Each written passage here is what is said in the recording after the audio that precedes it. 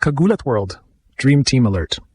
Isang napakalaking sandali para sa Philippine tennis ang masasaksihan natin ngayong Bud Homburg Open 2026 matapos makumpirma ang inaabangang doubles partnership ni Alexandra Ayala at Venus Williams. Ang Pinay sensation at ang dating world number 1 ay magsasama sa court laban kina Catherine Harrison at Alexandra Osborne sa isa sa pinag-uusapang doubles matches bago ang Wimbledon. Ang pairing na ito ay matagal ng inaabangan matapos ibahagi ni Alex ang kanyang excitement na makalaro ang isa sa kanyang mga idolo sa tennis. Mainit ang momentum ni Alex matapos ang kanyang kahangahangang grass court campaign sa Germany. Samantala si Venus ay nananatiling isa sa pinakarespetadong pangalan sa kasaysayan ng tennis, lalo na sa grass courts kung saan niya napanalunan ang ilan sa kanyang pinakamalaking titulo. Ang kombinasyon ng youth at experience ay nagbibigay ng malaking excitement sa fans at analysts. Sa kabilang panig, haharapin nila ang tandem ni Harrison at Osborne na kilala sa kanilang magandang chemistry bilang doubles pair. Ngunit para sa maraming observers, ibang level ang challenge kapag kaharap mo ang isang rising Wimbledon seed tulad ni Alex at isang all-time great tulad ni Venus. Para kay Alex, higit pa ito sa isang doubles match. Isa itong pagkakataon upang makakuha ng mahalagang grass court experience bago ang Wimbledon. Para naman sa mga Pinoy fans, isa itong patunay dating batang nangangarap lamang ay ngayon ay kapareha ng isa sa pinakamalalaking pangalan sa tennis history. Kaya handa na ba kayo? Ayala Venus Magic is officially here. At kung may isang doubles match na hindi dapat palampasin ngayong linggo, ito na yon. Ang tambalan ni Alex at Venus Williams ay hindi lamang headline material. Ito ay isang tunay na collision ng dalawang henerasyon ng tennis excellence. Alex Ayala, ang modernong left-handed weapon.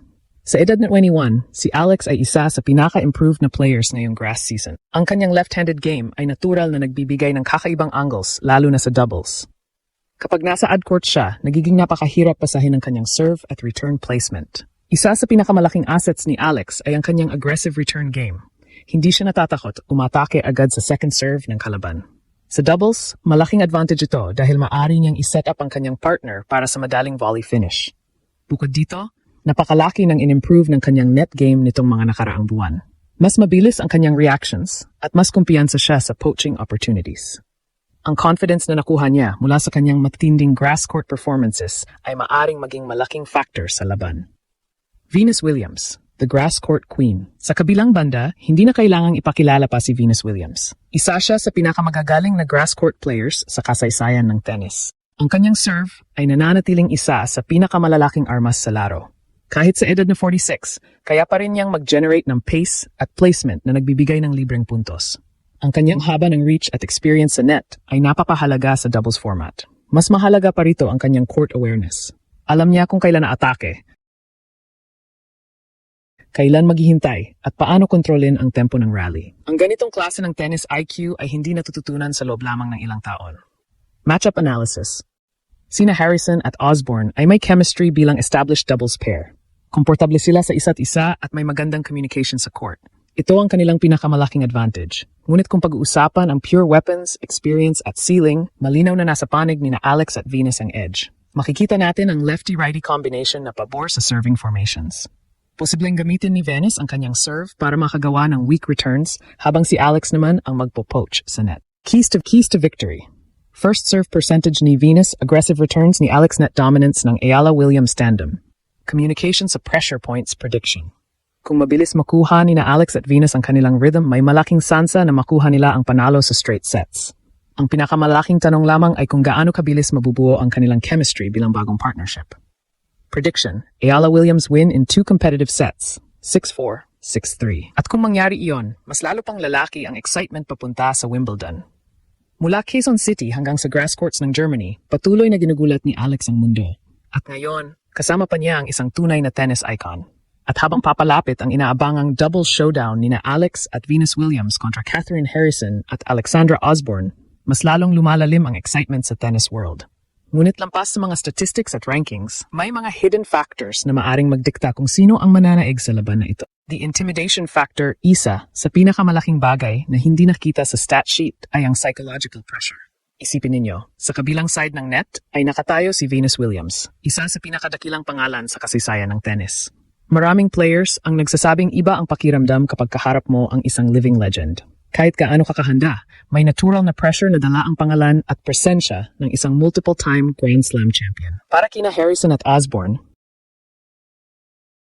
Malaking hamon ang manatiling relaxed at maglaro ng natural nilang laro. Ang simpleng pagtingin pa lamang sa scoreboard at makita ang pangalang Williams ay maaring magdulot ng dagdag na tensyon sa mahalagang puntos. Ngunit, hindi lamang si Venus ang nagbibigay ng pressure. Si Alex ngayon ay isa na ring rising star na sinusubaybayan ng buong tennis community. Matapos ang kanyang mga impressive performances sa grass season, maraming observers ang naniniwalang hindi na siya basta promising prospect lamang. Isa na siyang seryosong contender laban sa mga elite players. Why grass favors Ayala Williams? Ang grass court ay kakaiba kumpara sa clay at hard courts. Mas mababa ang bounce, mas mabilis ang bola at mas maikli ang rallies. Dahil dito, mas mahalaga ang first serve, return positioning, net play, quick reflexes. Ito mismo ang mga aspeto na pabor sa tambalan ni na Alex at Venus. Si Venus ay lumaki bilang isa sa pinakamahusay na grass court players sa kasaysayan. Ang kanyang flat ground strokes at powerful serve ay natural na bumabagay sa mabilis na surface. Samantala, kitang-kita nitong nakaraang mga linggo na mabilis ding naka-adjust si Alex sa damuhan. Ang kanyang agresibong lefty angles ay mas nagiging epektibo kapag mabilis ang court conditions. Kapag nagsimulang mag-click ang kanilang serving patterns, posibleng mahirapan ang Harrison Osborne tandem na makahanap ng rhythm. Potential challenges for Alex and Venus. Hindi rin perpekto ang lahat para sa Dream Team. May ilang factors na dapat bantayan. Una, bagong partnership pa lamang ito. Sa doubles, napakahalaga ng chemistry. Kahit gaano kalakas ang dalawang players bilang individual, kailangan pa rin nilang ma-develop ang communication sa court. Sino ang kukuha ng middle balls? Kailan magpo-poach? Paano sila mag-adjust sa pressure situations? Ang mga bagay na ito ay karaniwang nade-develop matapos ang maraming matches na magkasama. Ikalawa, maaring magkaroon ng teaming issues sa simula ng laban habang ina-adjust nila ang kanilang formations at movement patterns. Ito ang eksaktong pagkataon na dapat samantalahin ni na Harrison at Osborne kung gusto nilang makagawa ng upset.